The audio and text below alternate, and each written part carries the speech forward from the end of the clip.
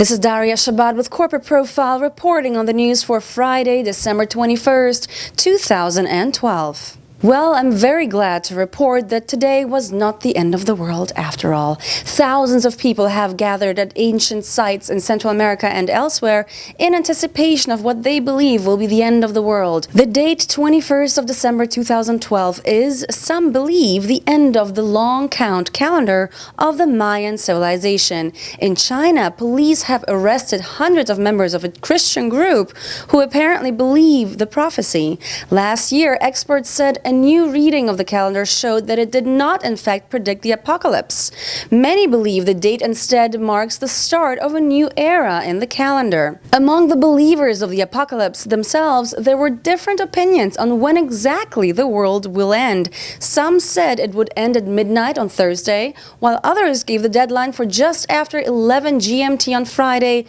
Both predictions have failed to materialize, and we at Corporate Profile hope you believers out there are not too disappointed that we weren't swallowed by a black hole, wiped out by a meteor shower, burned by lava, and swept away by tidal waves. But don't worry, we still have atomic weapons to finish us off, which, by the way, is the most likely way humanity will perish, according to various experts.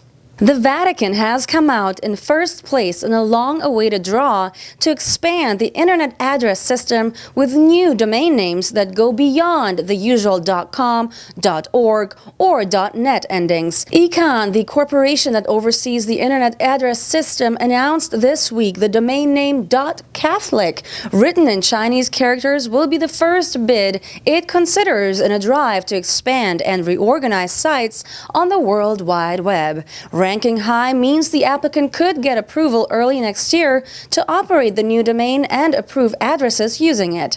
In the Vatican's case, Rome could then ensure only genuine Roman Catholic institutions get to use that domain name. Several other faith-based groups applied for other top-level domain names, such as .bible or .islam. The extension .mormon was the next highest religious application drawn, coming in at 118th place.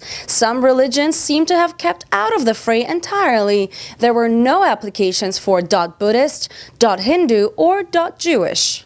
It is a historic day today for the New York financial world. Intercontinental Exchanges is buying the New York Stock Exchange for $8.2 billion, which will allow it to leverage the growing demand for clearing financial derivatives expected next year.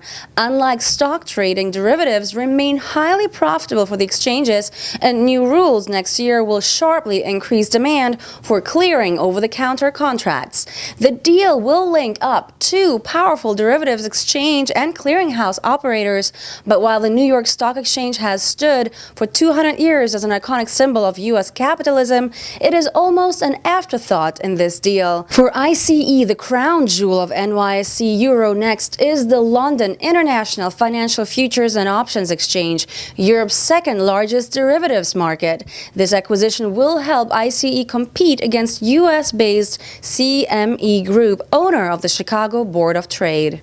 Have a great weekend, everyone. I'm Daria Shabbat with Corporate Profile. Make sure to visit our website at corporateprofile.com for more top headlines from around the world, as well as interesting business profiles. Post your comments, like us on Facebook, and follow us on Twitter.